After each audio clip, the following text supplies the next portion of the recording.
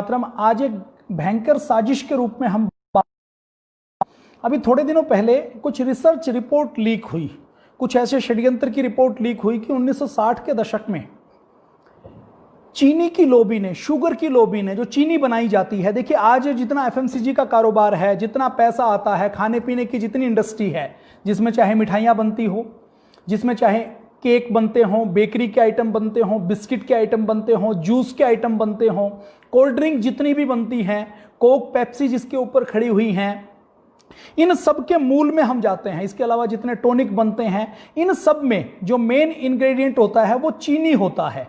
चीनी उसका एक मेन हिस्सा है। आज हम जानते हैं कि कैसे चीनी के बारे में एक भयंकर साजिश की गई। हमारे एक एक व्यक्ति के दिलो दिमाग में चीनी को बसाने के लिए चीनी कैसे एक एक व्यक्ति प्रयोग करे और कैसे एक एक व्यक्ति के जीवन का हिस्सा चीनी बन जाए, इसके लिए क्या क्या साजिश की गई, इसके बारे में आज हम बातचीत करने वाले हैं। देखिए, आपको मैं एक रिपोर्ट दिखा रहा हूं, इस रिपोर्ट को एक बार देख लीजिए। ये देखिए 1960 के दशक में चीनी की लॉबी बहुत खतरनाक है, बहुत बड़ी लॉबी है। इस चीनी की लॉबी ने हजारों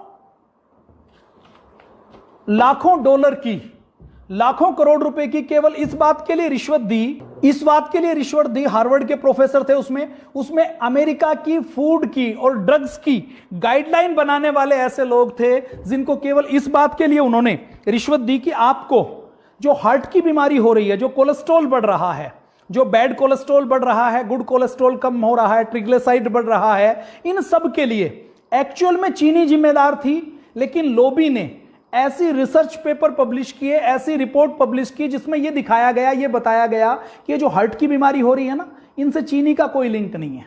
ये जो हार्ट की बीमारी है ये तो किससे होती है? ये तो फैट खाने से होती है। और नतीजा क्या हुआ? भारत जैसा देश जिसमें 2000 सालों से, 5000 सालों से, 10,000 सालों से हम दूध घी खाते थे, हमारा देसी घी खाना छुड़वा दिया। और देसी घी के स्थान पर हमारे रसोई घर में, देखिए पुराने जमाने में जब एलोपैथी नहीं थी तो एलोपैथी से पहले लोग 100 साल तक, 125 साल तक जीते थे। महाराणा प्रताप का भाला, महाराणा प्रताप का कवच आज भी राजस्थान के एक म्यूजियम में रखा हुआ है, जिसमें 80 किलो का भाला है, 110 किलो का कवच है। तो ऐसे मजबूत लोग भारत के अंदर होते थे। तो उस समय वो क्या खाते थे और ऐसा कौन सा जहर हमारे दिन प्रतिदिन में हमारी रसोई घर में आ गया है जिसमें हम हर व्यक्ति के सामने कॉमन बीमारियां हो रही हैं। आज यूएसए के अंदर चले जाएं तो उनको भी वही हाइपरटेंशन है, वही डायबिटीज है, वही डाइजेस्टिव सिस्टम की दिक्कत है, वही कोलेस्ट्रॉल बढ़ा हुआ है, वही थायराइड है, वही डायबिटीज है, वही हृदय के हार्ट के अंदर स्टंट डलता है, वही हार्ट के ऑपरेशन होते हैं। मतलब जो ग्लोबलाइजेशन हुआ है उसमें पूरी दुनिया जो एक गांव की तरह, एक शहर की तरह बनी है, उस ग्लोबलाइजेशन में केवल कपड़े पहनने का ग्लोबलाइजेशन नहीं हुआ कि सब लोग जींस पहनते हैं, टी शर्ट पहनते हैं। केवल खाने का ग्लोबलाइजेशन नहीं हुआ कि पूरी दुनिया पिज्जा खाना शुरू कर दिया। केवल बीमारियों का ग्लोबलाइजेशन नहीं हुआ। केवल पूरी दुनिया हवाई जहाज से छोटी नहीं हुई है, बल्कि कुछ चीजें ऐसी हुई हैं जो साजिश करके हम सब के जीवन के हिस्सों में इंप्लांट की गई हैं ताकि हम सब बीमार बने रहें, हम सब कठपुतली बन जाएं, हम सब फार्मा कंपनियों के इशारे के ऊपर काम करें। आज भारत के अंदर हम बात करें तो भारत के 135 करोड़ की आबादी में लगभग 70 से 80 करोड़ लोग ऐसे हैं जो अपने आप को स्वस्थ नहीं कह सकते, जिनको कोई ना कोई बीमारी है। कुछ लोग ऐसे हैं जिनको एक बीमारी है, कुछ लोग ऐसे हैं जिनको 2 बीमारियां हैं, कुछ लोग ऐसे हैं जिनको 5 बीमारियां हैं। तो ये कॉमन बीमारियां सबको कैसे हो रही हैं? आज हर तीसरी चौथी महिला को थायराइड हो रहा है। हर व्यक्ति को, पूरी दुनिया में भारत को डायबिटीज की राजधानी कहा जाता है। तो ये डायबिटीज भारत में इतनी कैसे होने लग गई?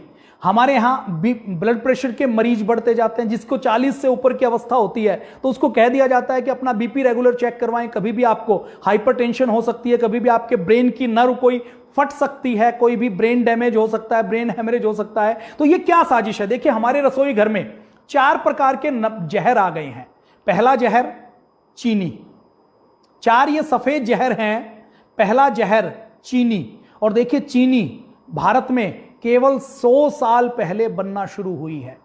जहां तक मुझे ध्यान आता है 1906 में पहली मील लगाई गई थी 100 सवा 100 सालों के अंदर ये चीनी अंग्रेजों ने बनाना और हमें खिलाना शुरू किया, और जब से ये चीनी बनाना और खिलाना शुरू किया है, पूरे भारत की पीढ़ियों की पीढ़ी बीमार होती है। कैसे बीमार होती है, एक एक फैक्ट के साथ, और वर्ल्ड वाइड जो रिसर्च हुई है उन एक एक रिसर्च के साथ हम बात करेंगे, ऑथेंटिक बात करेंगे, कोई सुनी सुनाई बात नहीं करेंगे, कोई अवैज्ञानिक बात नहीं करेंगे।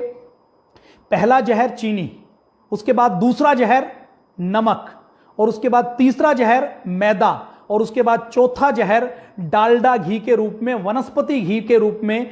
जो देश गाय का घी खाता था उसको वनस्पति घी, डालडा घी खिलाना शुरू किया। डालडा घी का प्रचार कैसे किया था, मेरे पिताजी बताते हैं। वो कहते हैं कि जब डालडा घी शुरू शुरू में लोग खाते नहीं थे, उस समय के लोग अनपढ़ थे, इंटरनेट नहीं था, लेकिन समझदार थे।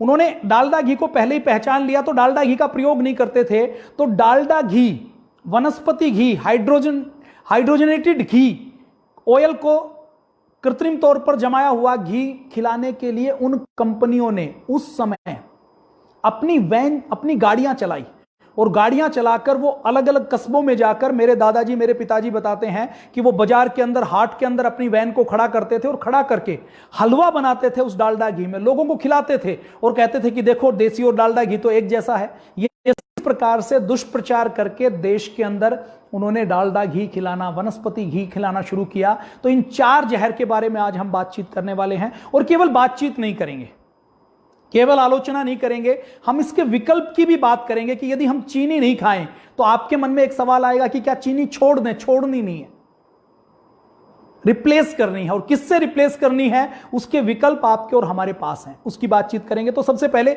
चीनी की बातचीत करते हैं कि चीनी के क्या क्या नुकसान है। देखिए चीनी, आप ये देखिए रिपोर्ट आप देख रहे हैं कि पैसा लेने वाले वैज्ञानिकों को चीनी की लॉबी ने करोड़ों डॉलर दिए। किस बात के लिए दिए?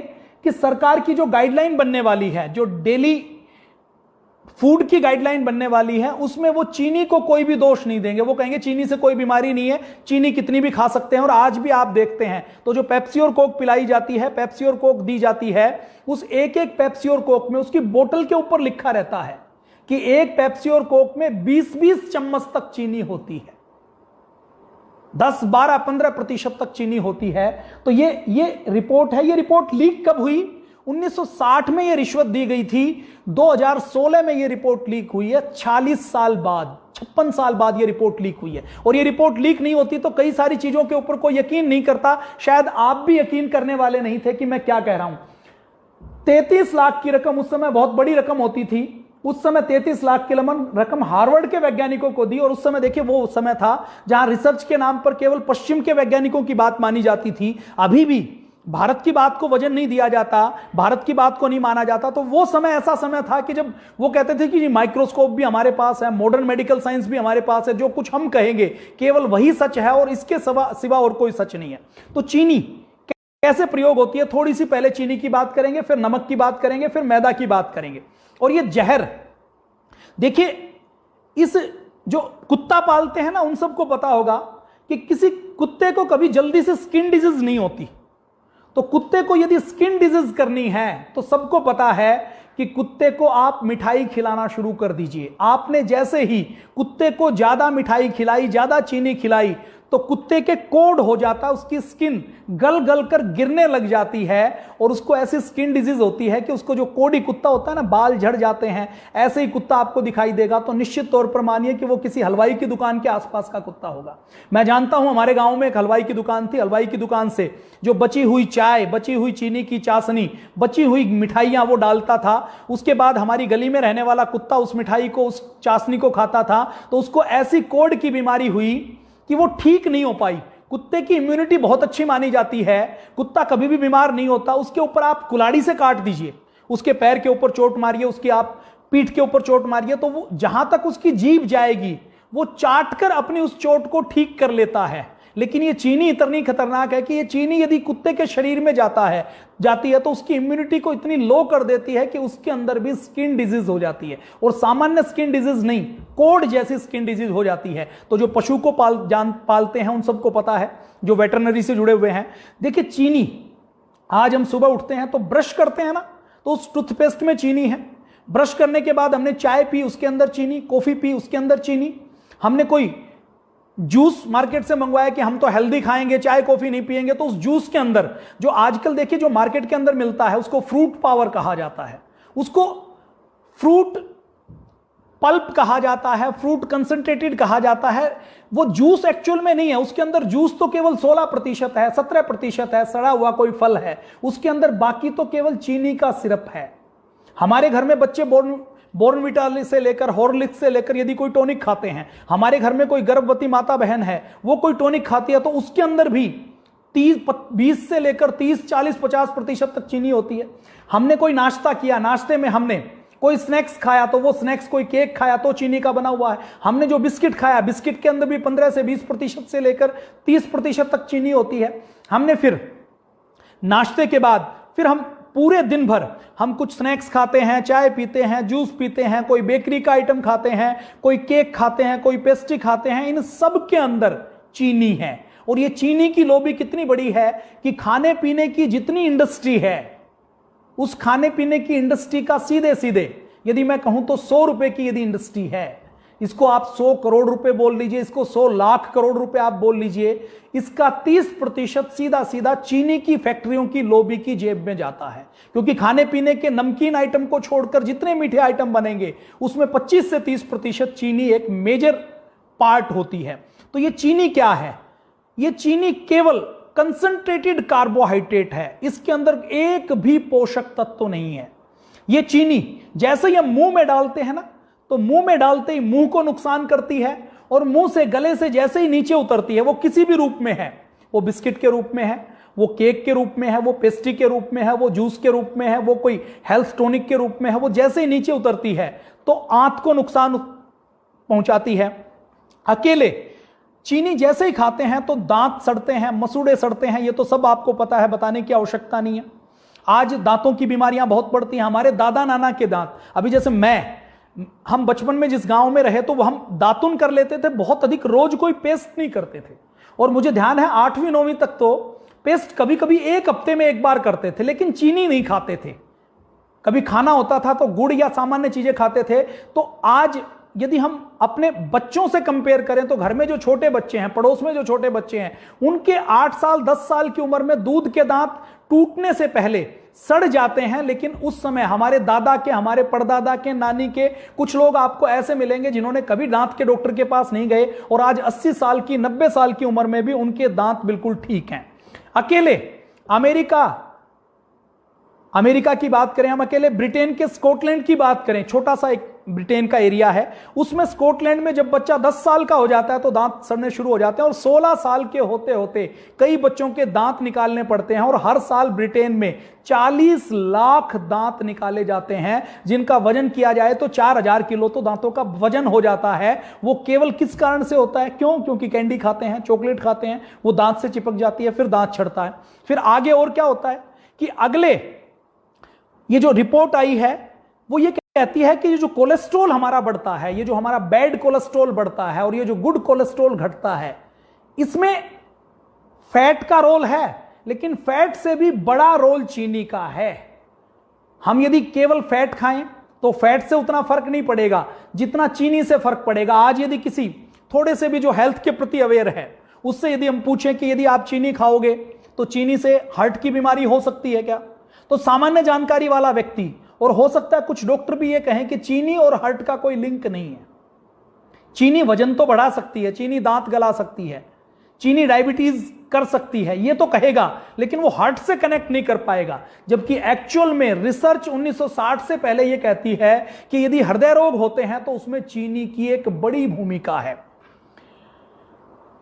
अमेरिका में जो मरने वाले रोगी हैं उसमें 54% हार्ट के रोगी होते हैं। ये 54% हार्ट के रोगी, ये कहा जाता है कि अमेरिका में प्रति व्यक्ति चीनी का उपभोग जो लोग करते हैं, वो अल्कोहल से लेकर जितना जूस पीते हैं, कोक पीते हैं, पेप्सी पीते हैं, उसमें 400 ग्राम चीनी ये माना जाता है कि अमेरिकन ऑन एन एवरेज प्रयोग करते हैं। लंदन के एक प्रोफेसर हैं डोडिकोन जी, उन्होंने एक चूहों के ऊपर प्रयोग किया।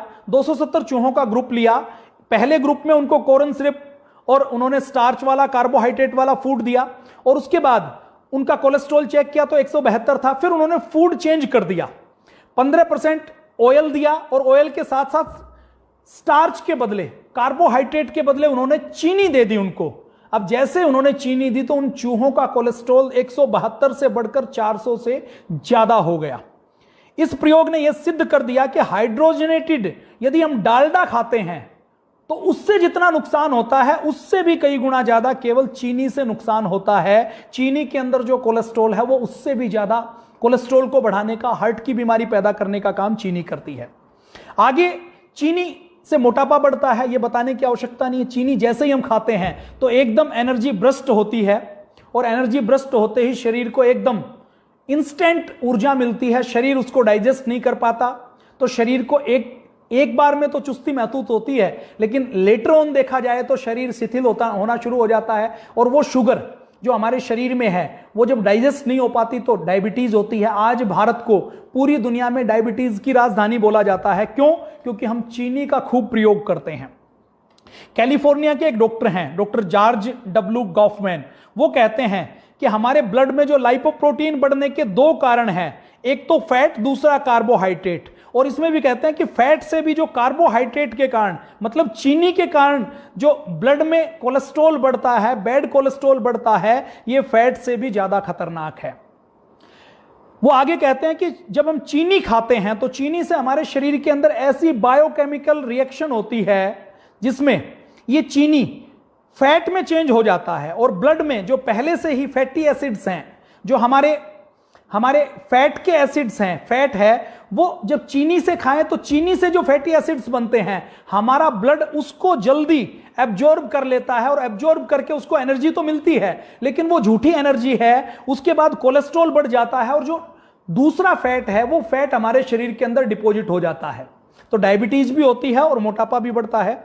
जब चीनी हम खाते हैं तो चीनी केवल कंसंट्रेटेड कार्बोहाइड्रेट है, तो इसके पाचन के लिए जब हमारी चीनी आंत में जाती है, दांत के नीचे, तो आंत में जाते ही हमारे आंत के अंदर, हमारी इंटेस्टाइन के अंदर फ्लोरा नाम का एक बैक्टीरिया होता है जो विटामिन बी कॉम्प्लेक्स बनाने का काम करता है। मैं आपसे एक सवाल करता हूं, आपके घर में कोई भी व्यक्ति या आप आज थके थके महसूस करें, आपका शरीर टूटे, काम करने का मन नहीं करता, आप हैं 35 साल के, 40 साल के, 45 साल के, जवान हैं कहने के लिए सरकार की गाइडलाइन के अनुसार, लेकिन आपका काम करने में मन नहीं करता, आपका शरीर टूटा टूटा रहता, तो डॉक्टर क्या कहेगा कि आप विटामिन डी चेक करवाइए, आप विटामिन B12 चेक करवाइए, विटामिन बी कॉम्प्लेक्स चेक करवाइए। तो जब आप ये चेक करवाते हैं तो 100 में से आज भारत में 85 लोगों का विटामिन डी और विटामिन बी कॉम्प्लेक्स कम रहता है।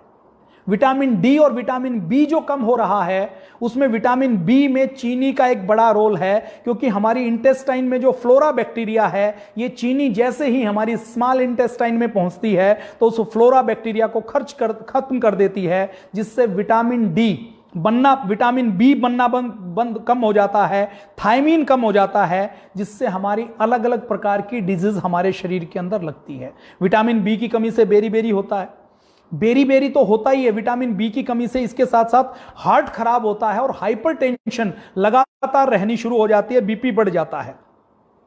और क्या होता है चीनी से? शिकागो में एक डॉक्टर पोल ने 2000 से ज्यादा लोगों के ऊपर रिसर्च किया। वो रिसर्च किया तो उन्होंने ये पाया कि चीनी खाने वालों के में हार्ट डिजीज होने की संभावना 2 गुनी से ज्यादा हो जाती है और ये शराब से भी ज्यादा खतरनाक है। इजराइल के एक डॉक्टर हैं, डॉक्टर कोहन, उन्होंने एक रिसर्च की। देखिए, इजराइल 1948 में बना।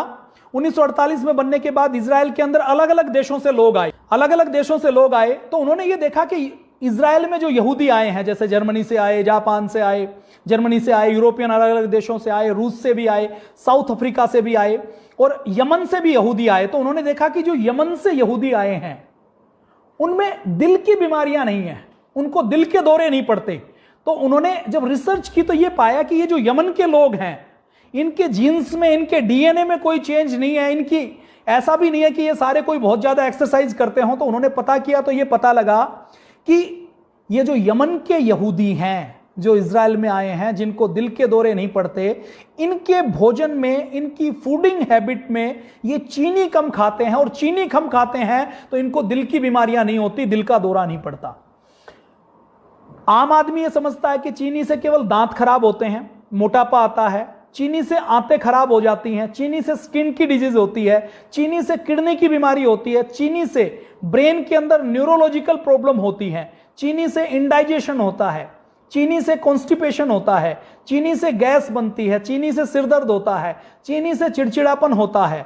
चीनी के अंदर ऐसे चीजें हैं जो हमारी, जैसे हमारी जो स्किन है ना, स्किन के अंदर जो टोनिंग होती है, जो चमक आती है, उसके लिए हमारी स्किन में कोलेजन नाम का एक तत्व होता है जो हमारी इस स्किन को मुलायम बनाता है, इलास्टिक बनाता है। तो चीनी से स्किन की चमक कम हो जाती है, हमारी टोनिंग कम हो जाती है, हमें बूढ़ा करने का काम करती है। यदि हम चीनी खाते हैं तो हमारी स्किन की चमक कम हो जाएगी, झुर्रियां जल्दी पड़ेगी, हम बूढ़े जल्दी हो जाते हैं। कि चीनी बनाते क्यों हैं? क्यों इसलिए बनाते हैं कि हमने गुड़ खाना बंद कर दिया, हमने खांड सारी खानी बंद कर दी, हमने शक्कर खानी बंद कर दी, हमें दिखने में जो अच्छा लगे उसको हम अच्छा मानते हैं।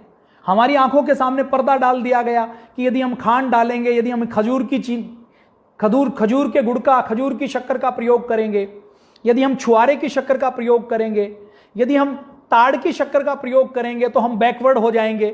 तो एक भाई ने सवाल किया कि चीनी बनाते क्यों हैं? बनाते इसलिए हैं क्योंकि अंग्रेजों ने मिल लगाई तो ये उपभोक्तावाद है, क्योंकि एक व्यक्ति को मिल चलानी है तो सब कुछ उसको बनाना है। पुराने जमाने में जो खांड के, गुड़ के उद्योग लगते थे उसमें किसान ईख नहीं बेचता था, किसान ईख पैदा करता था, ईख से अपने घर में ईख को कोल्हू के ऊपर चढ़ाकर गुड़ बनाता था, शक्कर बनाता था, खांड बनाता था, उसको खुद भी प्रयोग करता था, उसको बाजार में बेचता था। तो हम किसी विदेशी कंपनी के ऊपर निर्भर नहीं करते।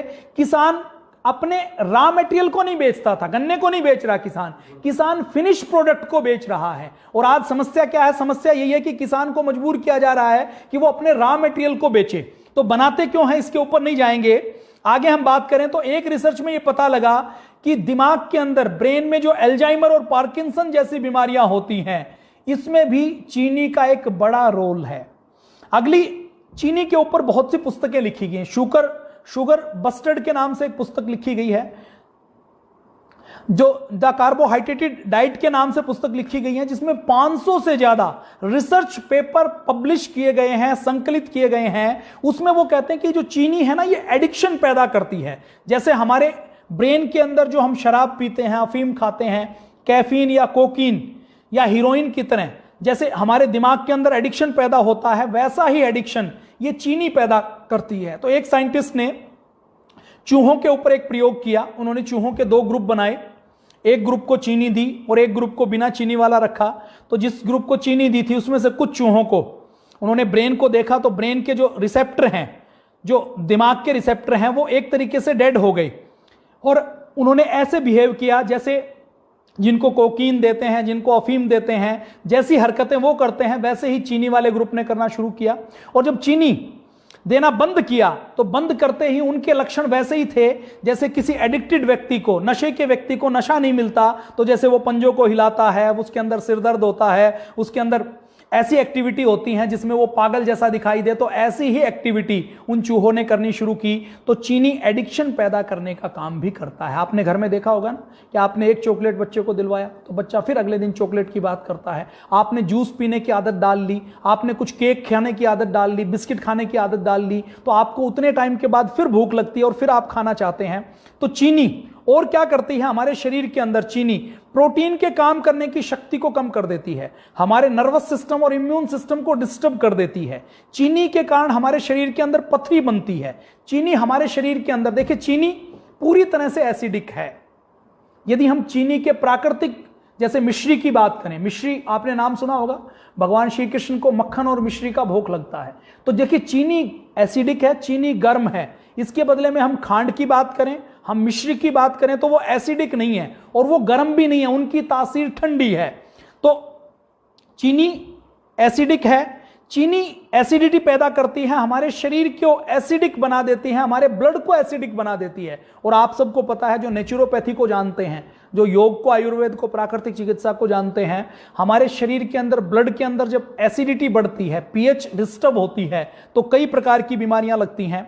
जब हम चीनी खाते हैं तो चीनी से स्किन डिजीज होते हैं। चीनी के अंदर क्योंकि हाईली एसिडिक है, कोई भी एल्कली गुण इसके अंदर नहीं है, इस चीनी के अंदर कोई मिनरल नहीं है, कोई विटामिन नहीं है, कोई पोषक तत्व नहीं है, केवल कंसंट्रेटेड कार्बोहाइड्रेट है। तो ये चीनी हमारी हड्डियों के अंदर कैल्शियम को और फास्फोरस के मेटाबॉलिज्म को, देखिए हमारी हड्डियों, हमारे बॉडी के अंदर ऐसा सिस्टम है जो कैल्शियम को और फास्फोरस को एब्जॉर्ब करता है। जैसे आप दूध पीते हैं तो दूध के अंदर कैल्शियम होता है, तो वो कैल्शियम आपका शरीर एब्जॉर्ब करने का काम करता है। लेकिन आपने उस दूध के गिलास में यदि चीनी डाल दी तो उस चीनी के कारण हमारे शरीर का मेटाबॉलिज्म ऐसा डिस्टर्ब हो जाएगा कि दूध के कैल्शियम की जो मात्रा आपके शरीर को, आपकी हड्डियों को मिलनी चाहिए थी, आपके शरीर के इंटरनल सिस्टम को मिलने चाहिए था, वो नहीं मिलती। और वो जब मात्रा में कैल्शियम फास्फोरस नहीं मिलता तो नतीजा क्या होता है कि हड्डियां कमजोर होती हैं, ऑस्टियोपोरोसिस होता है, ऑस्टियोआर्थराइटिस होता है, हड्डियां कमजोर हो जाती हैं। चीनी के कारण पथरी होती है। चीनी के कारण, फ्लोरिडा के एक डॉक्टर हैं, डॉक्टर मेलविन, उन्होंने अपनी पुस्तक लिखी है एक डी जनरेशन, उसमें वो कहते हैं कि चीनी के कारण आर्थराइटिस होने की संभावना बढ़ जाती है। लंदन में एक यूनिवर्सिटी है, उसके एक प्रोफेसर हैं, वो प्रोफेसर अपनी रिसर्च में ये कहते हैं कि जब हम सफेद चीनी खाते हैं तो सफेद चीनी में जो हमारा जो विटामिन बी कॉम्प्लेक्स कम होता है, विटामिन बी की सीरीज के जो विटामिन कम होते हैं, उसके बाद हमारे शरीर में पहले तो डायबिटीज होती है, विटामिन तो कम होता ही होता है, फिर डायबिटीज आती है और उसके बाद वो कैंसर तक लेकर आती है। वो कहते हैं जो लोग ज्यादा चीनी खाते हैं उनको मच्छर ज्यादा खाते हैं, उनके ब्लड के अंदर जो केमिकल रिएक्शन से, बायोकेमिकल रिएक्शन से कुछ ऐसी गंध आती है जो मच्छरों को ज्यादा अट्रैक्ट करती है। एक डॉक्टर वेस्टर्न हुए हैं, वेस्टर्न प्राइस, वो अपनी बुक में एक रेफरेंस देते हैं, वो कहते हैं कि मेरी पत्नी को साइनस हो गया और उस साइनस का कोई उपचार नहीं हो पा रहा था, तो उनकी पत्नी ने केवल चीनी खाना बंद कर दिया, कोई उपचार नहीं किया, कोई योग प्राणायाम नहीं, कोई जलनेति नहीं की, तो केवल चीनी खाना बंद किया तो उनका साइनस ठीक हो गया। और जब उन्होंने योग करना शुरू किया तो और उनके स्वास्थ्य में और ज्यादा लाभ मिलने शुरू हो गए। बच्चों के एक डॉक्टर हैं वर्जीनिया के, डॉक्टर पीएलएम, वो ये कहते हैं कि बच्चों के ग्रोइंग पीरियड में यदि हम चीनी देते हैं तो ये बच्चों के ग्रोथ हार्मोन्स को कम कर देती हैं, बच्चों की ग्रोथ ठीक से नहीं हो जाती। टोरंटो के एक डॉक्टर हैं, वो डॉक्टर अपने एक्सपेरिमेंट में ये कहते हैं कि वेस्टर्न कंट्रीज में हर बच्चा किसी ना किसी रूप में 10 चम्मच से लेकर 12 चम्मच से लेकर 15 चम्मच तक चीनी, 25 चम्मच तक चीनी रोज खा लेता है। और चीनी के कारण आज बच्चों के अंदर मानसिक रोग हो रहे हैं, बच्चों की ब्रेन की केमिस्ट्री डिस्टर्ब हो रही है, उनकी मेमोरी लॉस हो रही है, उनका मेंटल डेवलपमेंट कम हो रहा है और वो पढ़ाई के अंदर कंसंट्रेट नहीं कर पाते। तो ये टोरंटो के डॉक्टर ने एक रिसर्च की। एक ऐसे डॉक्टर रॉबर्ट है, आप इंटरनेट के ऊपर नाम डाल लीजिएगा तो डॉक्टर रॉबर्ट के बारे में आप देखेंगे तो उन्होंने अपना पूरा जीवन चीनी के ऊपर लगा दिया, अपना पूरा जीवन चीनी के ऊपर रिसर्च करने में लगा दिया। तो वो अपने निचोड़ में ये कहते हैं कि हमारे शरीर को बाहर से किसी भी प्रकार से चीनी की जरूरत नहीं है, शरीर के पोषण के लिए जितनी चीनी की जरूरत है वो हमें फलों से, सब्जियों से, शाक सब्जी से, वेजिटेबल से और फलों से मिल जाती है। चीनी हम बाहर से लेते हैं, उसकी बजाय यदि हम आम की चीनी लेते हैं, गन्ने की चीनी लेते हैं, खजूर की चीनी लेते हैं, अंजीर की चीनी लेते हैं, मुनक्का की चीनी लेते हैं, मीठे फलों की चीनी लेते, देखिए अमरूद जिसको फीका फल माना जाता है उसके अंदर भी शुगर होती है, सेब जिसको फीका फल माना जाता है उसके अंदर भी चीनी होती है, चावल जिसको फीका माना जाता है, डायबिटीज का रोगी चावल भी नहीं खा पाता, क्यों? क्योंकि चावल के अंदर भी शुगर होती है। तो डॉक्टर रॉबर्ट जिन्होंने अपना पूरा जीवन शुगर के लिए लगा दिया, वो ये कहते हैं कि बाहर से शुगर लेने की हमें आवश्यकता नहीं है। कुछ लोग कमेंट करके पूछ रहे हैं कि शुगर नहीं ले तो हम क्या लें। देखिए जो शुगर नहीं ले सकते वो क्या लें। देखिए शुगर के रूप में हमारे पास बहुत अच्छा विकल्प है गुड़। अब आप कहेंगे जी गुड़ की तो चाय नहीं बना सकते, गुड़ की चाय भी बना सकते हैं। आप चाय बनाइए, चाय पत्ती उबालिए, दूध डाल दीजिए और चाय को आग से उतारने के बाद उसमें थोड़ा गुड़ मिलाकर आप घोल दीजिए तो आपको चाय का टेस्ट चीनी वाली चाय से कई गुना ज्यादा आएगा। गुड़ का प्रयोग कर सकते हैं, खांड का प्रयोग कर सकते हैं, खंडसारी के नाम से जो राब से बनती है उस खांड का आप प्रयोग कर सकते हैं। अपने यहां 20 प्रकार की देसी खांड बनती थी। मटके में जो खांड बनती थी उसको मटके वाली खांड, ठेकरी वाली खांड बोलते थे। ऐसे ही आप मिश्री का प्रयोग कर सकते हैं। पीली शक्कर आती थी, आपने देखा होगा कभी बाजरे की रोटी के साथ, जो पंजाब से, हरियाणा से, उत्तर भारत से उन्होंने खाई होगी, बाजरे की रोटी के साथ पीली शक्कर या लाल शक्कर के अंदर घी डालकर खाया होगा, वो उपलब्ध है, उसका प्रयोग कर सकते हैं। वो चीनी की तरह नुकसानदायक नहीं है। इसी तरह आप बूरा का प्रयोग कर सकते हैं, मिश्री का प्रयोग कर सकते हैं। नेचुरल मिठास के लिए आप किशमिश का प्रयोग कर सकते हैं, खजूर का प्रयोग कर सकते हैं, मुनक्का का प्रयोग कर सकते हैं, आप गन्ने के रस का प्रयोग कर सकते हैं, खजूर के पाउडर का प्रयोग कर सकते हैं। जागरी पाउडर के नाम से, ये खजूर के पाउडर के नाम से आपको इंटरनेट के ऊपर ये सारे विकल्प मिल जाएंगे। आप खजूर सूखे ले आइए, घर के अंदर उनको धूप में सुखा लीजिए और उनको मिक्सी में ग्राइंड कर लीजिए, तो आपकी नेचुरल शुगर तैयार हो गई। आप इस प्रकार से नेचुरल शुगर आप घर में भी बना सकते हैं। तो ये नेचुरल शुगर का आप प्रयोग करें। कई बार कुछ लोग कहते हैं जी शुगर नहीं खानी तो हम शुगर फ्री का प्रयोग कर लें क्या? ये जो शुगर फ्री है ये भी जो चीनी से 200 गुना 100 गुना ज्यादा मिठास देती है, ये शुगर फ्री तो चीनी से भी कई गुना ज्यादा खतरनाक है। तो शुगर फ्री से इलाज होने वाला नहीं है। चीनी से और क्या होता है, चीनी से हमारी हड्डियों का जो मेटाबॉलिज्म डिस्टर्ब होता है, उससे और कई सारी बीमारियां लगती हैं। हमारी आयु कम हो जाती है, हमें जो बुढ़ापे में बीमारियां लगती हैं उन बीमारी लगने की संभावना कई गुना ज्यादा बढ़ जाती है। देखिए अभी पाकिस्तान और भारत के बॉर्डर के ऊपर एक जाति है हुंजा, आप इंटरनेट के ऊपर सर्च कर सकते हैं। वो जो हुंजा जाति है जो पाकिस्तान और भारत के बॉर्डर के ऊपर है, उस हुंजा जाति के लोग 110 साल तक 120 साल तक जीते हैं। क्यों जीते हैं? क्योंकि वह केमिकल वाली चीनी का प्रयोग नहीं करते, कोई भी डिब्बाबंद आइटम प्रयोग नहीं करते। वो कैसी चीनी खाते हैं? वो खुमानी खाते हैं, वो खजूर खाते हैं, वो नेचुरल शुगर का प्रयोग करते हैं। वो पूरे दिन खूब चलते हैं, वो प्रकृति के नजदीक रहते हैं, प्रकृति के ऊपर नंगे पैर चलेंगे। हर हुंजा जाति का व्यक्ति कम से कम 15 से 20 किलोमीटर प्रतिदिन चलता है। और हुंजा जाति की महिलाएं 70 साल की उम्र में मां बनती हैं। आपको मेरी बात पर यकीन नहीं होगा, इसके ऊपर 10 से ज्यादा पुस्तकें लिखी गई हैं। आपको केवल गूगल करना है हुंजा, HUNJA, हुंजा डालिए, आपके सामने सब कुछ खुलकर आ जाएगा कि 70 साल की उम्र में कोई मां बन सकती है। 80 साल की वहां के आप बुढ़िया को देखेंगे तो बूढ़ी नहीं लगेगी, उसके चेहरे की जो चमक है वो जो हमारे यहां जो 20-25 साल की कोई युवती या युवक है उससे भी ज्यादा उसके अंदर चमक पड़ेगी। उनकी झुर्रियां नहीं पड़ती, उनकी आयु 110 साल 120 साल तो नेचुरल आयु है। क्यों? क्योंकि वो डिब्बाबंद का प्रयोग नहीं करते। वो ये जो 4 जहर हम प्रयोग करते हैं, चीनी का, नमक का, मैदा का और वनस्पति घी का, इसका प्रयोग नहीं करते। अब पहले जहर की हमने चीनी के बारे में बातचीत की, अब चीनी के बाद हम अगली बातचीत करते हैं। चीनी के विकल्प भी बताए हैं। देखिए आपको देसी खांड मिलेगी, नाम नोट कर लीजिए, देसी खांड आपको मिल जाएगी, नहीं तो इंटरनेट पर मिल जाएगी आपको, तो देसी खांड मंगवा लीजिए। और एक और विकल्प है चीनी का सबसे अच्छा, जिसको विदेशों में जो अमीर लोग हैं ना वो प्रयोग करते हैं, आप शहद का प्रयोग कीजिए, सबसे अच्छा है। शहद की कोई बराबरी नहीं है। तो आप में से जो, देखिए आपके घर में एक महीने में 5 किलो चीनी लगती है, अभी 40 रुपए किलो चीनी होगी, तो 40 रुपए किलो चीनी की जगह आप यदि शहद का प्रयोग करें तो शहद कितना होगा? 250 रुपए किलो होगा। तो 40 रुपए की 200 रुपए की चीनी लगती है, आपने यदि शहद का प्रयोग किया तो वो 200 रुपए की जगह 1000 रुपए का लगेगा। आप थोड़ा सा कम खाएंगे तो वजन भी कम होगा, और कम खाएं लेकिन हेल्दी खाएं तो आप शहद का प्रयोग कर सकते हैं। पतंजलि ने एक विकल्प उपलब्ध करवाया है। मैं देखिए ब्रांडिंग नहीं कर रहा हूं मैं, पतंजलि एक ऐसी कंपनी है जो केवल चैरिटी करने का काम करता है। आपको आसपास लोकल मिले तो आप वो ले सकते हैं। गुड़ को पतंजलि मेगा स्टोर के ऊपर आप ले सकते हैं, नहीं मिले तो कहां से ले, तो मेगा स्टोर के ऊपर आप गुड़ को ले सकते हैं। पतंजलि ने मधुरम उपलब्ध करवाया है। वो मधुरम एक तरीके से नेचुरल शुगर है जो खांड को और गुड़ को, जागरी पाउडर को मिलाकर बनाई गई है। आप उसका प्रयोग कर सकते हैं।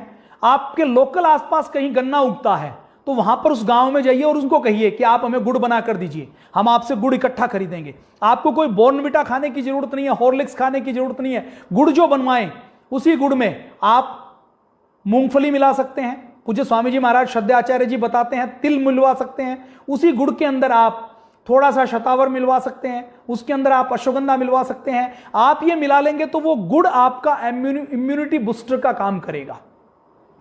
तो ये विकल्प उपलब्ध हैं। जो खजूर की चीनी आती है तो इन चीनी का आप प्रयोग कर सकते हैं। ये बहुत स्वस्थ विकल्प है। मिश्री आपने खाई होगी, देखिए मिश्री भी 2 प्रकार की है। एक आप रेस्टोरेंट में जाते हैं ना तो आपको जो चौकोर मिश्री मिलती है आपको सौंफ के साथ, वो असली मिश्री नहीं है, वो नकली मिश्री है।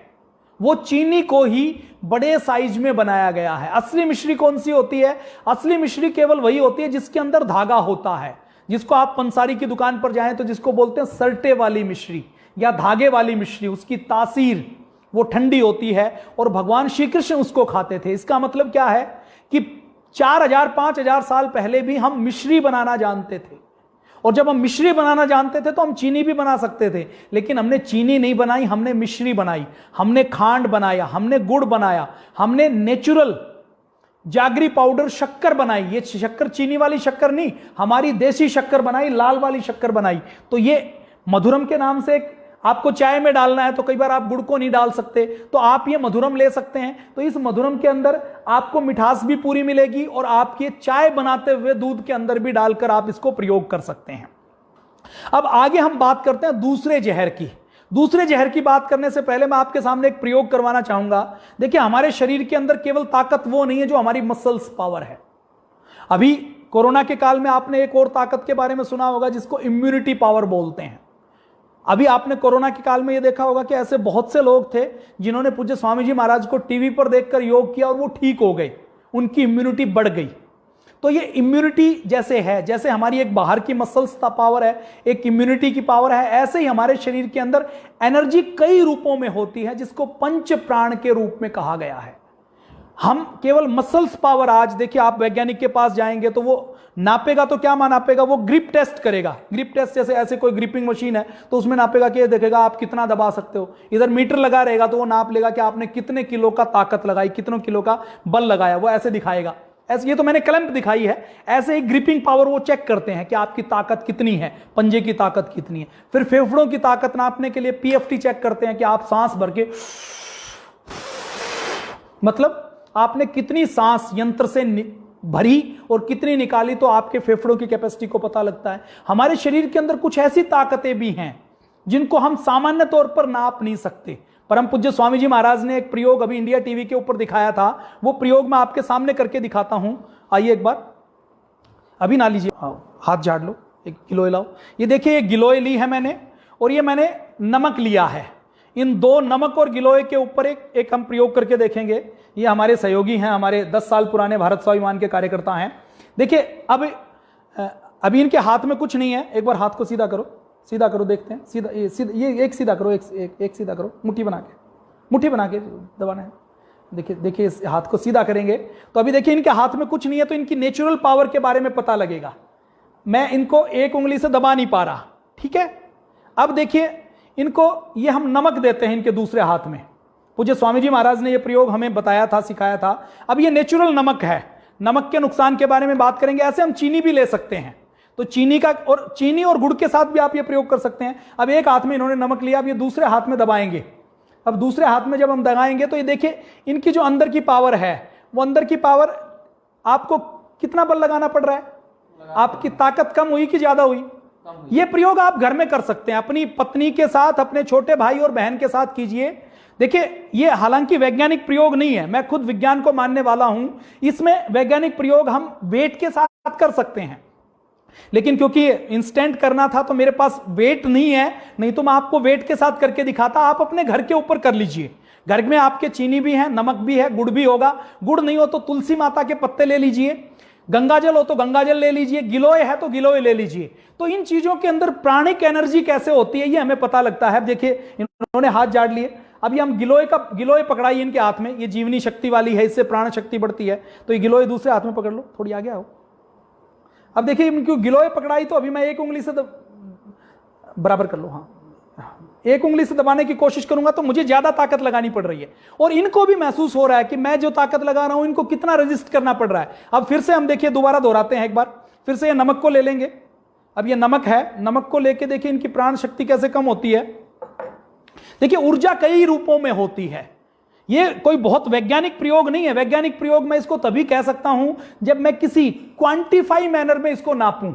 मैंने कितना बल लगाया, इन्होंने कितना बल लगाया, इसमें थोड़ा बहुत उलटफेर हो सकता है, लेकिन क्योंकि मैं अभी लैब के अंदर नहीं हूं तो आप ये प्रयोग अपने घर में कर सकते हैं। एक आप गुड़ लीजिए, एक आप चीनी लीजिए, एक आप ये नमक लीजिए, सामान्य नमक, समुद्री नमक, और एक आप ले सकते हैं सेंधा नमक, या एक बार आप प्रयोग कर सकते हैं तुलसी माता के पत्तों से, या आप गिलोय से प्रयोग कर सकते हैं, या और कोई आप जैसे एक तो स्टील का बर्तन पकड़ें और एक आप तांबे का बर्तन पकड़ें, तो इनके अंदर आपको पता लगेगा कि आपके शरीर के प्राण शक्ति के ऊपर कैसे ये असर करती है। देखिए, अभी इन्होंने नमक लिया है तो नमक में जब मैं ये हाँ हाथ करो मजबूती से करना, अब ये नमक लिया है तो मैं बल लगा रहा हूं तो इनकी उतनी ताकत नहीं आ रही, इनका हाथ नीचे जा रहा है, ताकत ज्यादा भी लगा रहे हैं तो भी हाथ नीचे जा रहा है। तो ये नमक हमारी प्राण शक्ति को कहीं ना कहीं कम करता है। इस प्राण शक्ति को मैं एम्पियर में या वोल्टेज में या किसी और तरीके से नहीं कह पा रहा, तो ये दूसरा जहर है नमक। अब नमक की थोड़ी सी हम बात करेंगे।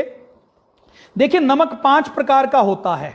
सबसे पहले तो नमक की हम प्रयोग करें, एक तो जो टेबल साल्ट जो सादा नमक होता है जिसमें आयोडीन मिला होता है, जो भारत के अंदर बेचा जाता है, जो बेचा जाता है उसको टेबल साल्ट या सादा नमक बोलते हैं।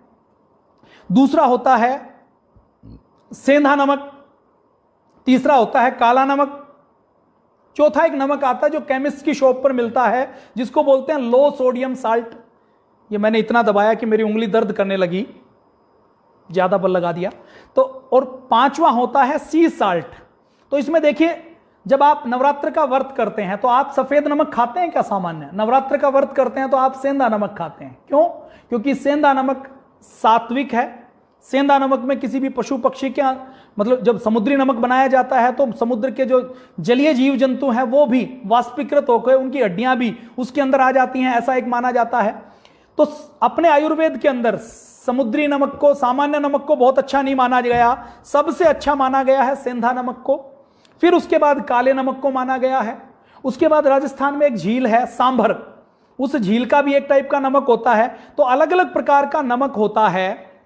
तो 5 प्रकार के नमक में यदि हम बात करें तो नमक जो हम सामान्य तौर पर नमक का प्रयोग करते हैं उस नमक की प्रतिदिन की मात्रा यह कहा जाता है कि 5 ग्राम तक निर्धारित की गई है। आज एक सामान्य भारतीय रेगुलर उस मात्रा से 2 गुना नमक खाता है। नमक का नुकसान क्या है इसकी भी मैं बात करूंगा कि यदि हम में से किसी व्यक्ति ने एक पिज्जा हट में जाकर, किसी आप में से आपके किसी बच्चे ने कहीं भी एक कोई नमकीन का स्नैक्स का कोई पैकेट खा लिया, वो कुरकुरे हो सकते हैं, वो चिप्स हो सकता है, वो मैड एंगल हो सकता है, वो बिंगो फिंगो कुछ भी हो सकता है, या आप में से और हम में से कोई बीकानेरी भुजिया का शौकीन है, कोई मूंग की दाल का शौकीन है, कोई चने की दाल का शौकीन है, तो हमने वो खा लिया। तो इसका मतलब क्या है कि ये देखिए जितने भी नमकीन बनती है ना, इसमें लगभग 10 से लेकर 15, 20, 25% तक चिकनाई, नमक और ये जहर मिला रहता है। तो हमने यदि 60-70 ग्राम नमकीन भी खा ली तो पूरे दिन जितने नमक की आवश्यकता है उतने नमक से ज्यादा नमक तो हम केवल एक चिप्स का पैकेट, एक नमकीन की कटोरी में चाय के साथ जो हम नमकीन खाते हैं उसके साथ खा जाते हैं। इसके साथ साथ जो हम, अगर कोई व्यक्ति किसी पिज्जा हट में जाकर, डोमिनोज में जाकर एक पिज्जा खाता है, एक बर्गर खाता है, तो उस बर्गर में और उस पिज्जा में टेस्ट डालने के लिए जो उसके ऊपर लिखते हैं या जितनी जरूरत है उससे 2 गुना वनस्पति घी डाला जाता है, रिफाइंड ऑयल डाला जाता है, डालडा घी डाला जाता है, और जितनी जरूरत है टेस्ट के लिए 2 गुना 3 गुना उसके अंदर नमक डाला जाता है। तो एक हमने पिज्जा खा लिया, एक कुछ स्नैक्स खा लिया, तो हमारे दिन भर की जितनी नमक की जरूरत है उससे ज्यादा नमक हम खा जाते हैं। नमक हमारे खाने में स्वाद बनाता भी है, लेकिन हमारी सेहत को बिगाड़ने का सबसे बड़ा काम नमक करता है। नमक जितनी जरूरत है हम उससे डबल मात्रा में खाते हैं, और अलग अलग रिसर्च हुई है। यूएस के अंदर तो न्यूयॉर्क के जो हेल्थ कमिश्नर है थॉमस फर्ले, वो एक अभियान चला रहे हैं। उस अभियान में वो जितने भी रेस्टोरेंट हैं न्यूयॉर्क के अंदर और जितनी भी फैक्ट्रियां हैं, ये जितने भी मैकडोनाल्ड से लेकर जितने भी पिज्जा के जितने भी ये बने हुए हैं, उनको ये कहते हैं कि आप जो नमक प्रयोग करते हैं आपको आने वाले 5 साल में 25% नमक कम करना है। क्यों? क्योंकि हम यदि नमक आज कम नहीं करेंगे तो इस नमक के कारण ब्लड प्रेशर बढ़ता है। ब्लड प्रेशर बढ़ता है तो हमारे हार्ट की, हमारी बॉडी की सारी नसें नाड़ियां फैल जाती हैं, और नसें नाड़ियां फैलने के बाद हमारे शरीर के अंदर इस नमक के कारण बॉडी में वाटर का रिटेंशन होता है। नमक के कारण ही हमारे शरीर के अंदर वजन बढ़ जाता है। नमक के कारण डिहाइड्रेशन की सिचुएशन आती है। नमक के कारण डाइजेस्टिव सिस्टम डिस्टर्ब हो जाता है। नमक के कारण सोचने समझने की क्षमता भी डिस्टर्ब हो जाती है। तो ये सोडियम के कारण, पोटाशियम के कारण ये होता है। आप में से जो मेडिकल बैकग्राउंड से हैं वो जानते होंगे कि हमारे शरीर के अंदर जब इलेक्ट्रोलाइट डिसबैलेंस होते हैं तो हमारे सोचने समझने की शक्ति भी गड़बड़ हो जाती है। कई बार आंखों के सामने ऐसा लगता है कि कोई उड़कर जा रहा है, कुछ धुंधला धुंधला दिखाई दे रहा है। तो नमक के ऊपर 12,000 लोगों के ऊपर एक शोध किया गया। उस शोध के खत्म होने तक 2270 लोगों की मौत हो गई, और जो 2270 लोगों की मौत हुई उसमें 825 लोगों की मौत दिल का दौरा पड़ने से हुई, और दिल के दौरे पड़ने में उनमें 433 लोगों के अंदर ब्लड का क्लोट आया या शोध आया। उस शोध में यह कहा गया कि इसमें जिनको हार्ट अटैक हुआ उसमें एक बड़ी संख्या वो थी जो नमक, सोडियम और पोटाशियम का ज्यादा प्रयोग करते थे। नमक के प्रयोग करने से जो दिल का दौरा पड़ता है, उस दिल के दौरा पड़ने के चांसेस 200% तक बढ़ जाते हैं। अमेरिका की रिपोर्ट ये कहती है, वो कहते हैं कि 90% अमेरिकी ऐसे हैं जो जरूरत से 2 गुना ज्यादा नमक खाते हैं। और वो कहते हैं कि नमक से बचने के लिए, नमक नेचुरल रूप से, नींबू है उसके अंदर, नींबू से लेकर जितना दूध, दही है, फल सब्जियां हैं, इनके अंदर भी अलग अलग रूपों में नमक की एक मात्रा होती है, और हमारे शरीर को बहुत कम मात्रा में बाहर से नमक की जरूरत पड़ती है। हमारे घर के अंदर नमक कितना मिलता लगता है? एक महीने में लगभग 1 किलो के नमक की एक थैली लगती है। आप वो नमक की थैली लेंगे तो 25 रुपए की, 20 रुपए की आती है। उस नमक को यदि आप सेंधे नमक से रिप्लेस कर दें तो हो सकता है सेंधा नमक आपका 40 रुपए का आएगा। तो एक चाय की और एक कॉफी के कीमत के ऊपर आप अपने घर को एक सफेद जहर से बचा सकते हैं। नमक का प्रयोग कम कीजिए। नमक प्रयोग करना ही हो तो नमक, ये समुद्री नमक का प्रयोग ना करें, इसकी जगह सेंधा नमक का प्रयोग करें। पतंजलि भी सेंधा नमक उपलब्ध करवाती है, और केवल इसीलिए उपलब्ध करवाती है ताकि लोगों को स्वस्थ विकल्प मिले। दूसरे प्रकार के नमक भी पतंजलि उपलब्ध करवाती है। दूसरी कंपनियां जो नमक 20 रुपए का उपलब्ध करवाती हैं, पतंजलि वही 12 रुपए का उपलब्ध करवाती है। जो टेबल साल्ट है, वो टेबल साल्ट जैसे ही हम खाते हैं सामान्य नमक, तो सामान्य नमक हमारी हड्डियों को गलाने का काम करती हैं, जिससे हड्डियां कमजोर हो जाती हैं। सेंधा नमक खाते हैं तो सेंधा नमक के अंदर सोडियम, पोटाशियम के साथ कैल्शियम और मैग्नीशियम भी सामान्य नमक से ज्यादा होता है, जो हमारे शरीर के अंदर नुकसान कम करने का काम करता है। काला नमक अलग अलग आयुर्वेद के अलग अलग चूर्ण, चटनी से लेकर बहुत सी चीजों में प्रयोग किया जाता है। नमक के कारण हाई ब्लड प्रेशर होता है, यह आपको पता है। नमक के कारण दिल की बीमारी होती है, डिहाइड्रेशन होता है, वाटर रिटेंशन होता है। सिंगापुर के एक डॉक्टर हैं, डॉक्टर रूथ, वो ये कहते हैं कि यदि आपको हाई बीपी से बचना है, यदि आपको ये लगता है कि मुझे हार्ट अटैक ना हो, हार्ट अटैक से मैं बचा रहूं 40-50 साल की उम्र के बाद ही, तो वो कहते हैं कि आप अपने खाने में आज से ही जो नमक खाते हैं उस नमक की मात्रा आधी कर दीजिए, तो हार्ट अटैक होने के चांसेस भी आधे हो जाएंगे। आज के एपिसोड में हम 4 जहर के बारे में बात कर रहे हैं। पहला जहर चीनी, दूसरा जहर नमक, तीसरा जहर मैदा। हमारे जो गुर्दे हैं ये हमारे शरीर के अंदर से गंदगी बाहर निकालने का काम करते हैं। नमक पानी का संतुलन भी हमारे गुर्दे बनाकर रखते हैं। ये जब हम नमक ज्यादा खाते हैं तो नमक से जो हाई बीपी होता है उससे हमारे जो किडनी के नेफ्रॉन्स हैं जो फिल्टर करने का काम करते हैं वो डैमेज हो जाते हैं और हमारे गुर्दे ठीक से काम नहीं कर पाते। गुर्दे ठीक से काम नहीं कर पाते तो नमक ज्यादा खाने के कारण पथरी होने का भी खतरा रहता है, पथरी होती है। अब हम बात करें आगे, यदि हम आगे बात करते हैं तो मैदा की, यदि हम मैदा की बात करें, देखिए तीसरा जहर कौन सा है? तीसरा जहर है मैदा। देखिए पुराने जमाने में हमारे यहां कोई विटामिन डी टेस्ट नहीं करवाता था, विटामिन बी टेस्ट नहीं करवाता था, किसी को कैल्शियम के बारे में, किसी को मैग्नीशियम के बारे में, किसी को फास्फोरस के बारे में जानकारी नहीं थी। हमारे यहां तो हमारी तीसरी पीढ़ी के, मतलब हमारे दादा दादी नाना नानी की पीढ़ी के आपको 60-70% लोग ऐसे मिलेंगे जिन्होंने जीवन में कभी कोई इंजेक्शन नहीं लगवाया, जिन्होंने जीवन में कभी कोई ब्लड टेस्ट नहीं करवाया। तो ऐसा क्या था हेल्थ सिस्टम की, जब कोई डॉक्टर नहीं होता था गांव में, जब खाने पीने के लिए कोई मल्टीविटामिन वो खाते नहीं थे, कोई फूड सप्लीमेंट नहीं खाते थे, कोई हेल्थ टॉनिक नहीं खाते थे, उनको इंटरनेट के ऊपर कोई हेल्थ का इतना ज्ञान देने वाला नहीं था, तो वो कैसे ठीक होते थे? ये उस समय का आप यदि चिंतन करेंगे तो आपको पता लगेगा कि उस समय लोगों की आयु भी ज्यादा थी और लोग स्वस्थ भी होते थे। तो तीसरा जहर है मैदा। देखिए हम पुराने जमाने में ज्वार का प्रयोग करते थे, बाजरे का प्रयोग करते थे, रागी का प्रयोग करते थे, हम मल्टीग्रेन खाते थे, अलग अलग अनाज खाते थे, और जो अनाज खाते थे उसको हाथ की चक्की में पीसते थे। हाथ की चक्की स्लो स्पीड में चलती थी, जब वो स्लो स्पीड में चलती थी तो आटा गर्म नहीं निकलता था। आप में से आपके घर में हाथ की चक्की जब आप बचपन में रहे होंगे तो जो 30 साल से ऊपर है उन्होंने जरूर देखी होगी। तो हाथ की चक्की में दलिया भी पीस सकते थे और आटा भी पीस सकते थे। जो आटा पिसता था वो बहुत बारीक नहीं पिसता था। आटे के अंदर देखिए, गेहूं के अंदर हम देखें तो आटे की यदि हम बात करें तो आटे के ऊपर देखिए गेहूं के 3 पार्ट होते हैं। वो गेहूं का एक दबा हुआ हिस्सा जहां से अंकुर फूटता है उसको गेहूं का जर्म बोलते हैं।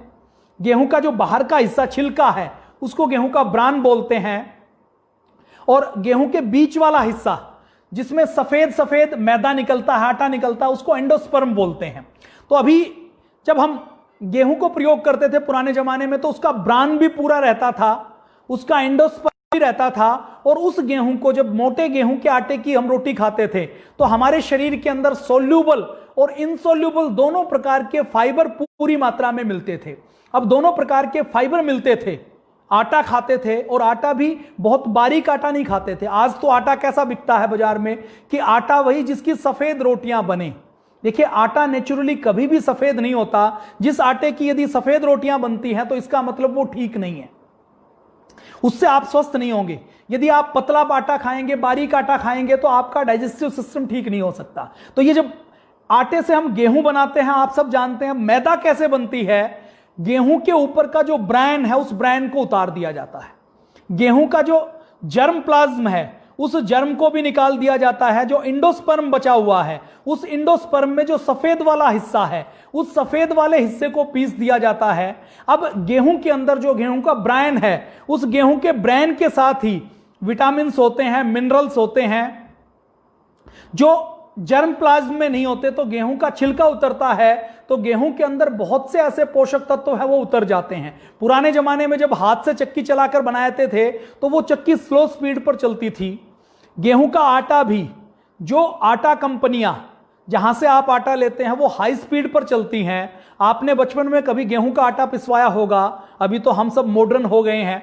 अब मॉडर्न हो गए हैं तो गेहूं के आटे का पीपा या बर्तन या हम कट्टा उठाकर यदि चक्की के ऊपर जाएंगे तो हमारी इंसल्ट हो जाएगी। बचपन में तो दादा दादी नाना नानी कहते थे तो हम चले जाते थे तो थैली खरीद कर लाते हैं, मॉडर्न होते, स्कूटी के ऊपर मोटरसाइकिल के ऊपर लटका के कि कौन झंझट करे। गेहूं लाएंगे, फिर उनको धोएंगे, फिर उनको सुखाएंगे, फिर उनके अंदर गंदगी निकालेंगे, फिर उनको पिसवाएंगे। हम तो पिसा पिसाया लाते हैं। क्यों? क्योंकि हम मॉडर्न हो गए हैं।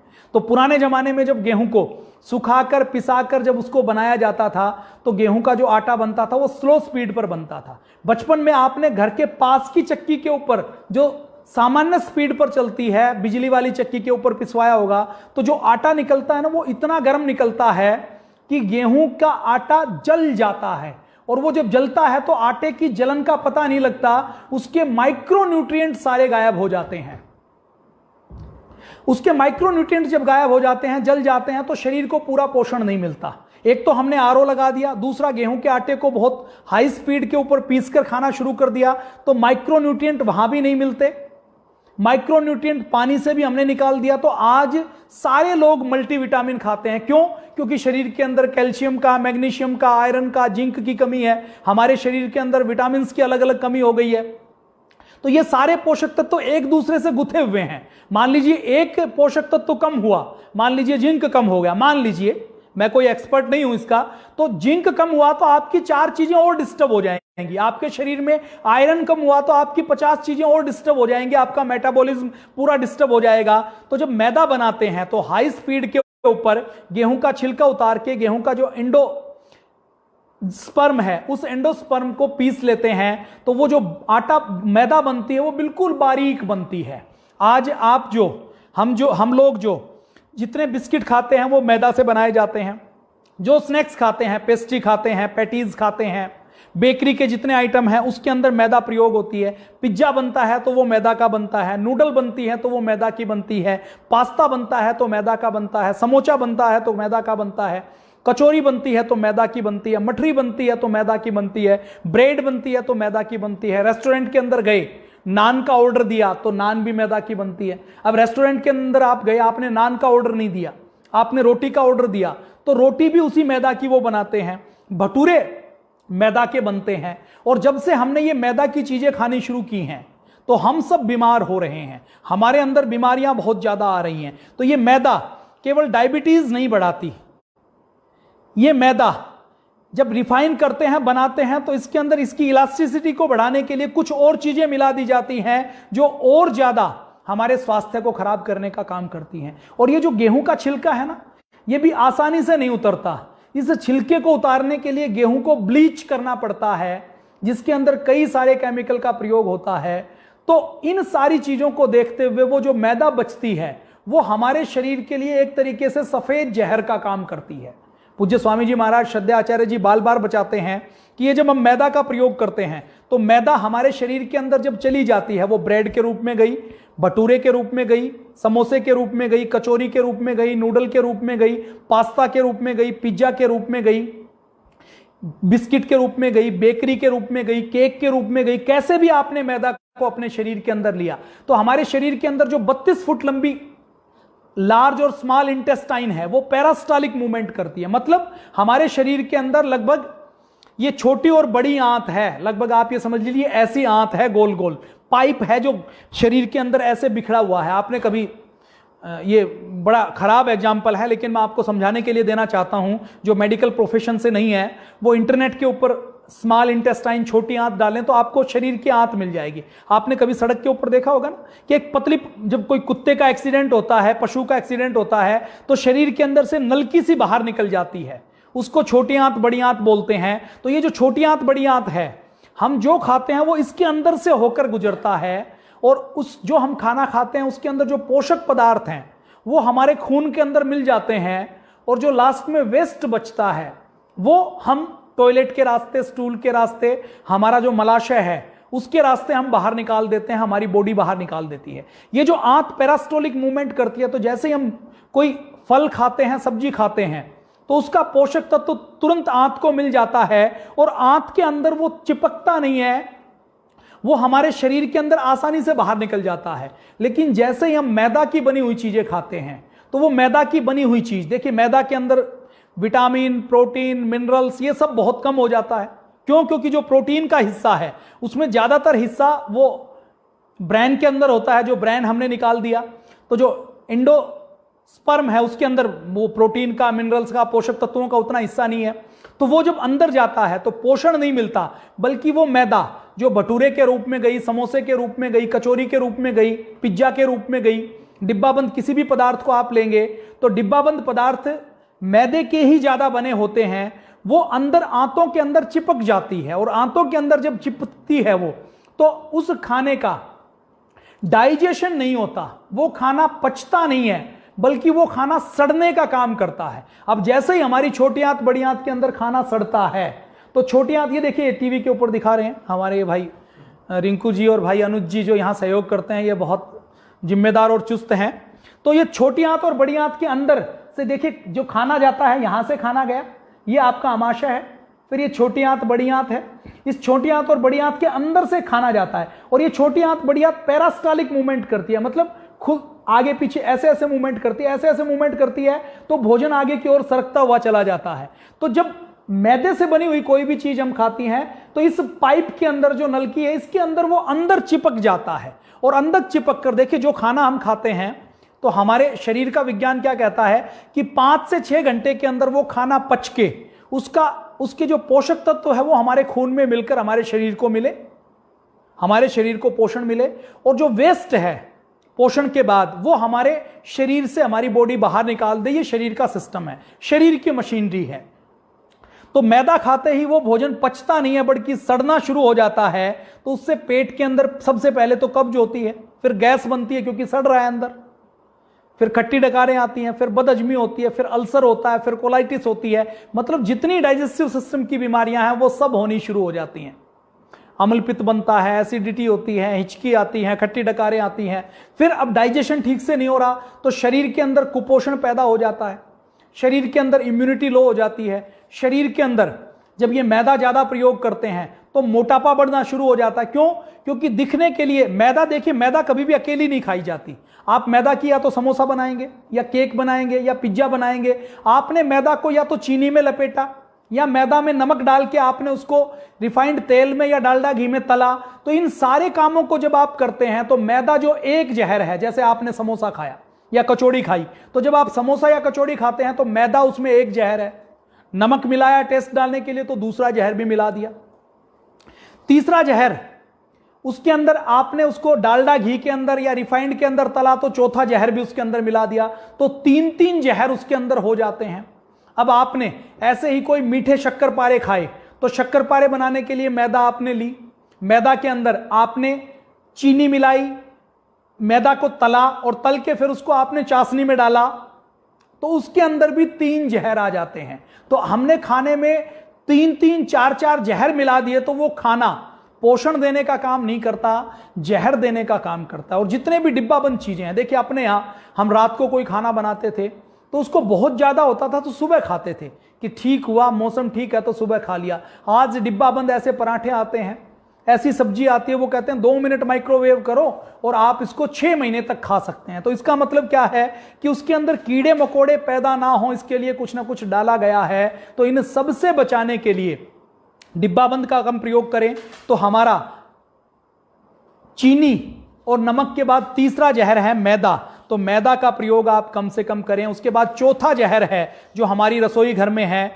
वो चौथा जहर है रिफाइंड तेल, जिसको हम डालडा घी बोलते हैं। वैसे डालडा एक ब्रांड है, वनस्पति घी जिसको बोलते हैं, हाइड्रोजनेटेड जिसको हम ऑयल बोलते हैं या घी बोलते हैं, या वेजिटेबल ऑयल बोलते हैं, वेजिटेबल घी बोलते हैं, ये भी चौथे जहर का काम करता है। देखिए जितना रिफाइंड तेल बनाया जाता है, उस रिफाइंड तेल को बनाने में, उस तेल को पतला करने के लिए, उस तेल को नहीं, कोई जरूरत नहीं, उस तेल को पतला करने के साथ साथ उस तेल के अंदर से गंध निकालने के लिए, देखिए तेल के अंदर जो प्रोटीन होते हैं उस प्रोटीन के अंदर कारण गंध आती है। आप जितने भी रिफाइंड तेल लेंगे उनके अंदर कोई गंध नहीं आती, क्यों? क्योंकि उनका प्रोटीन निकाल देते हैं। और उस रिफाइंड तेल को पतला करने के लिए, सुंदर दिखाने के लिए उसको बार बार ब्लीच करते हैं। हेक्सोन जैसी गैस का प्रयोग करके, तरह तरह के केमिकल डिटर्जेंट का प्रयोग करके उसको केमिकली उसको रिफाइन किया जाता है। रिफाइंड करने के बाद वो तेल गंध नहीं देता, तेल दिखने में अच्छा लगता है, लेकिन वो प्योर जहर बन जाता है। तो ये चौथा जहर है रिफाइंड ऑयल या वनस्पति घी। इससे आपको अपनी रसोई में बचाना है। आप देसी घी खाइए, आपके आसपास कोई किसान है तो उससे गाय का घी ले लीजिए। आपको लगता है कि आसपास नहीं मिलता तो पतंजलि ने गाय का घी उपलब्ध करवाया है, तो उस घी का आप प्रयोग करें।